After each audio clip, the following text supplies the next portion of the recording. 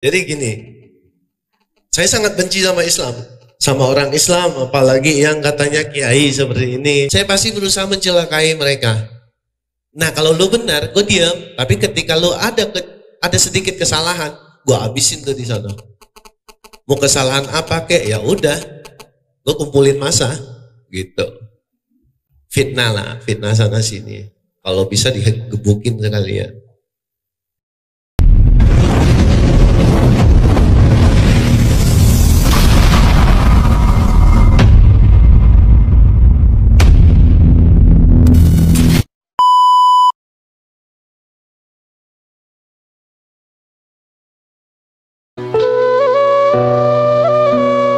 Wendy Lawful, seorang mualaf berdarah Tionghoa yang mengakui sebelum memeluk agama Islam sempat membuat tim untuk memfitnah dan menghina Islam, dan dulunya dia mengaku sangat rasis terhadap agama Islam.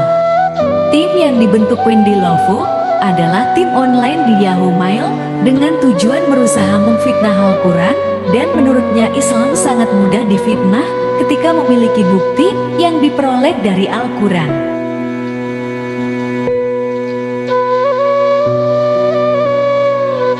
Namun pada akhirnya, Wendy Lawful meninggalkan tim yang dibuat untuk memfitnah Islam karena tidak menemukan satu bukti pun yang bisa digunakan untuk memfitnah meskipun sudah 3 kali khatam Al-Quran. Namun tidak ada satu bukti pun yang bisa ditemukan sebagai bahan fitnah dan hinaannya terhadap Islam. Saya bilang udah kita bubar aja. Tahu nggak mungkin lagi ketemu sama yang namanya kesalahan. Tujuan kita untuk memfitnah Islam itu nggak mungkin ada lagi. Yang kita baca sudah bolak-balik 3 kali yang kata orang Islam khatam, nggak ketemu salahnya. Untuk apa lagi kita bentuk tim ini? Kata Wendy Lawful dalam sebuah video lawas yang ditayangkan di kanal YouTube Ngertizon TV dengan judul Siapa Buat Tim Untuk Fitnah Islam. Kisah mualaf Wendy Lawful dilihat pada Selasa 5 April 2022. Awalnya, Wendy Lawful mempelajari Al-Quran bukan karena tertarik dengan agama Islam, melainkan hanya untuk mencari celah dan bukti sebagai bahan fitnahannya terhadap agama Islam. Salah satu bukti yang ingin ditemukan Wendy Lawful adalah tentang poligami dalam Islam, karena menurutnya itu sangat berpotensi untuk dijadikan bahan fitnahannya terhadap Islam, karena terjadi perbedaan pendapat, terutama di kaum wanita tentang poligami. Dalam video lawas yang ditayangkan tentang perjalanan mualaf Wendy Lawful, dia terlihat menangis saat mengingat betapa nakalnya dia dulu mencari celah dalam Islam terkait dengan poligami yang menganggap bahwa Nabi Muhammad adalah seorang yang hiperseks karena memiliki lebih dari satu istri.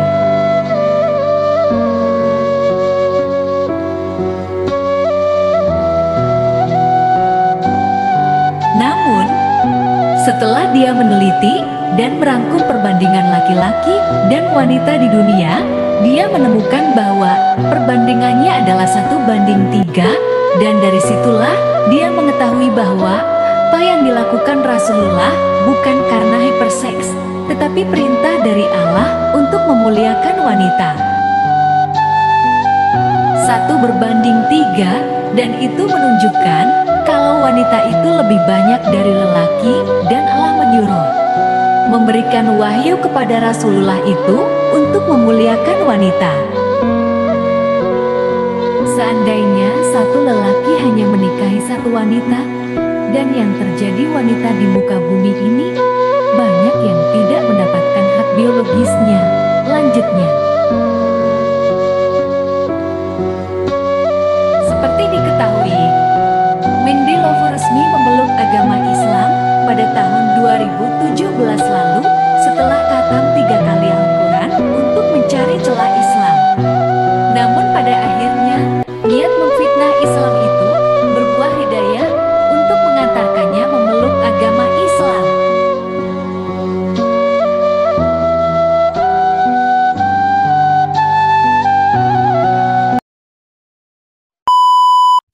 Assalamualaikum. Kau yakin nih kasih gua mic? Yakin kasih gua mic?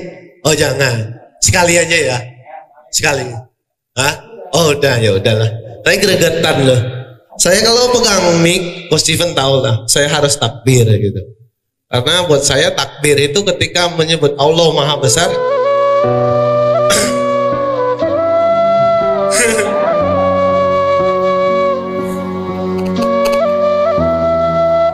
Bentar.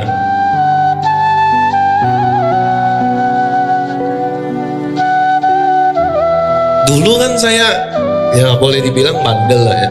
Jadi gini, saya sangat benci sama Islam, sama orang Islam, apalagi yang katanya kiai seperti ini, yang istrinya 2 gitu kan. Saya pasti berusaha mencelakai mereka. Ketika ada kesalahan, itu yang saya cari. Nah kalau lu benar, gue diam. Tapi ketika lu ada sedikit kesalahan, gue habisin tuh di sana. Mau kesalahan apa kek? Ya udah, gue kumpulin massa, gitu. Fitnah lah, fitnah sana sini. Kalau bisa digebukin sekalian. Ya itu saya dulu. Itu yang saya lakuin. Saking bencinya sama Islam, personilnya pun saya benci. Saya mungkin mau minta maaf ke seluruh umat muslim itu gak sanggup. Apa yang saya lakukan ke beberapa tokoh Islam di Indonesia gitu ya, saya belum sempat minta maaf secara personal ke mereka gitu. Fitnah-fitnah yang sudah saya lakukan. Karena jujur saya tujuan awalnya itu memfitnah Al-Quran ya. Tapi dengan catatan saya harus mengantongi sebuah bukti konkret. Itu nyata jelas kesalahan.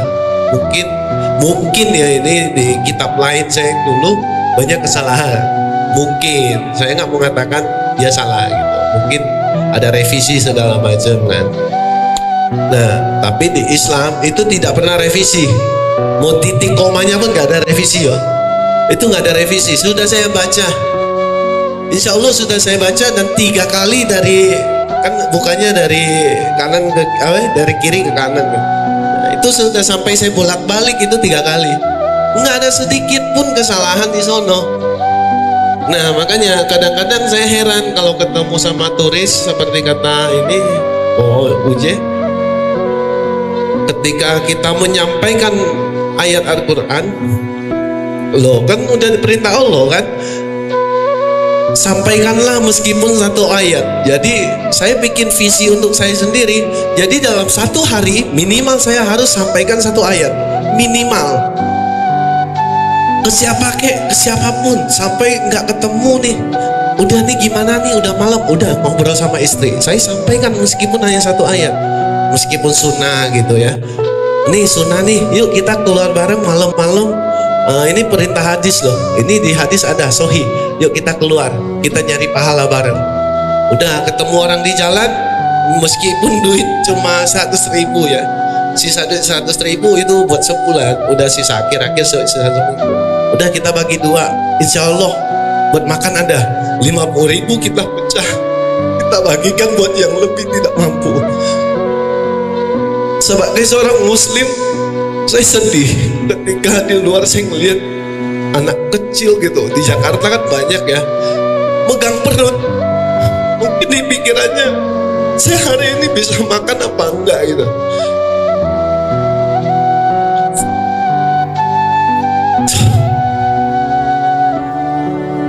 Akhirnya saya pun beranikan sounding ke Coach Steven. Saya ke pasar waktu zaman COVID itu yang awal-awal, saya melihat pedagang begini, ada yang sampai nangis mata merah karena dagangannya nggak laku, udah mulai basi gitu. Terus anak-anak di jalanan yang nggak punya rumah, mungkin ngamen segala macam, mereka lihat mobil lewat pun nggak ada gitu. Mau ngamen juga nggak bisa gitu kan, buat cari makan. Dan sampai ada yang tanya pucat gitu. Saya mau nolong tapi saya nggak sanggup. Akhirnya tercetuslah ide buat saya jualan. Tapi karena saya orang Cina ya, Ya orang Cina nggak ada katanya rugilah, harus cuan, harus ada cuan gitu kan. Tapi karena saya orang Islam, saya tidak memikirkan dunia. Bagaimana caranya saya tidak rugi, itu yang saya pikirkan. Dan akhirnya saya sounding ke Coach Stephen, terciptalah versi Ikhlas jilid 2. Itu khusus buat saya sendiri ya. Saya merasa ini ikhlasnya Coach Stephen tapi jilid 2. Saya jualan tidak sanggup seikhlasnya, karena yang saya jual ya lumayan lah, modalnya 150.000 ke atas. Nah itu untuk modalnya, saya tanamkan di sana, saya jualan modal plus seikhlasnya. Saya sedekahkan keringat saya untuk umat. Jadi setiap penjualan itu alhamdulillah berkat dari media kita, Vertijon dan Coach Stephen, support doa dari beliau, per bulan saya sanggup menghasilkan 20 juta minimal sampai 30, terakhir bulan ini 49 juta.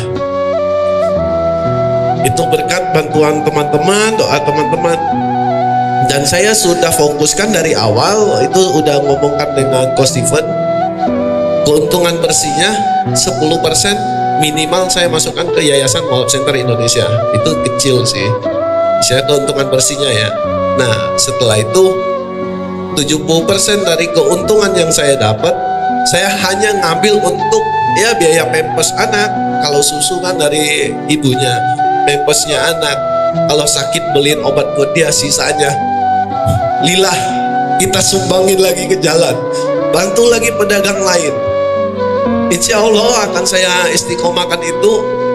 Mungkin ini keluar dari jalur ya, istilahnya keluar dari jalur Mualaf Center Indonesia, karena kita berbasis membantu mualaf. Tapi yang kita bantu itu kalau ekonomi umat tidak kuat, mereka semua bangkrut. Bagaimana mau membantu mualaf yang kita tidak tahu, yang tidak kita tangani? Ya wes kita bantu mereka dulu, baru kita titipkan. Kalau ketemu mualaf yang tidak seperti saya, yang tidak sanggup membantu, malah butuh bantuan, tolong bantu mereka, bantu ekonomi mereka. Tidak perlu dikasih uang, kasih makan minimal gitu. Dan ini bukan, ya saya cerita semoga menjadi giro, bukan merasa sok hebat gitu ya. Pernah kejadian mendapat kabar pada tahun 2019 ada mualaf yang meninggal terkena kanker dan mau dimakamkan secara kafir. Dan itu kan tidak boleh ya untuk seorang Islam dikremasi, apalagi dikremasi gitu kan nggak boleh. Bagaimana dengan mayitnya? Bagaimana dengan akhir hayatnya? Dan bagaimana saya yang tahu? Dan dia mualaf, bukan muslim loh, dia mualaf, dia meninggal. Gua nggak ngelakuin apa-apa. Di sana saya bismillah, saya nggak punya uang mau ke sana. Jarak saya dari Muardi di Jakarta Barat, Muardi sampai, alhamdulillah buat saya dekat, 30 menit saya jalan kaki. Saya samperin Ko Seno, Ko, langkah apa yang harus kita lakukan? Saya tidak mau sampai jenazah mualaf ini dibakar, bagaimanapun caranya. Tapi kadarullah, Allah menunjukkan kepada saya, seberapapun usaha lu, seberapapun lu yakin, kalau gue bilang tidak ya tidak. Dan akhirnya kita ketemu jalan buntu. Ternyata dia dibaptis ya oleh pihak gereja tanpa sepengetahuan kita, dan akhirnya dianggap murtad. Secara hukum kita juga tidak bisa mengambil lagi jenazahnya. Demi Allah saya bersujud, jika sehari saya ditagih kenapa mualaf ini tidak kamu tolong, demi Allah saya sudah berusaha, saya jalan kaki, saya berusaha kuat tenaga saya yang saya bisa, yang saya mampu. Insya Allah semua tujuan saya lillah, untuk membantu mualaf, untuk membantu muslim yang lain. Saya tidak berani mengatakan saya mualaf. Saya mantan mualaf yang sudah muslim. Saya sudah lebih dari 2 tahun menjadi mualaf. Insya Allah tenaga saya, kekuatan saya, insya Allah kalaupun diberikan rezeki lebih, rezeki saya itu pun buat umat gitu. Tapi alhamdulillah Allah masih sayang sama saya, jadi rezeki ya pas-pasan, sisanya buat bantu umat ya ada lah gitu. Ya semoga menjadi hero buat yang lain dengan cerita ini. Saya saja bisa, kenapa kalian tidak gitu? Ya nggak harus juga jalan kaki gitu. Minimal kita punya apa nih buat membantu umat yang kita tidak keberatan, kita ridho untuk melakukannya, ayo kita lakukan. Kita punya tangan, punya kaki, punya mulut, sampaikan apa yang harus kita sampaikan. Jangan hanya diam ketika ada mualaf dijolimi, cuma ngadu sama orang lain, padahal kita bisa melakukannya, lakukan saja. Ayo kita kumpulin nih umat yang misalnya di Blora, di mana segala macam kan. Ayo kita kumpulin, rundingkan. Ini harus bagaimana? Jangan didiamkan saja gitu. Mualaf itu butuh bantuan dari muslim. Tanpa muslim, mualaf bukan apa-apa. Itu aja yang bisa saya sampaikan. Assalamualaikum warahmatullahi wabarakatuh. Takbir!